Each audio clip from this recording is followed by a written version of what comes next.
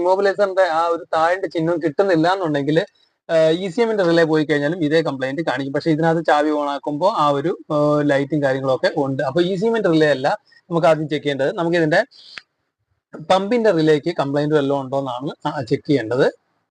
ഇതിന്റെ വണ്ടിയുടെ ലെഫ്റ്റ് സൈഡിലായിട്ട് ഗ്ലോ ബോക്സിന്റെ താഴെ ഒരു റിലേ, 3 റിലേ നമുക്ക് കാണാനായിട്ട് സാധിക്കും. ഇങ്ങനെ വെക്കുമ്പോൾ ഫസ്റ്റ് കാണുന്ന റിലേ ഇത് സ്റ്റാർട്ടറിന്റെ റിലേ ആണ്. ഇത് വന്നിട്ടാണ് ഇമോബിലൈസറിന്റെ റിലേ വരുന്നത്. ഈ റിലേ പോയി കഴിഞ്ഞാൽ ഇമോബിലൈസർ അതുപോലെ തന്നെ എഞ്ചിൻ ഓയിലായിട്ട് കത്തില്ല, ECUന്റെ റിലേ ആണ് വരുന്നത്. ഈ റിലേ ആണ് ഇതിന്റെ പമ്പിന്റെ റിലേ വരുന്നത്.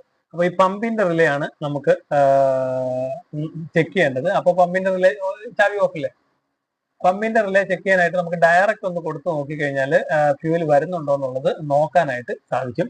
അപ്പൊ നമുക്ക് ഈ റിലേ ഊരിയെടുക്കാം. ഈ റിലേ നമുക്ക് ഊരിയെടുത്തിട്ട് ഒരു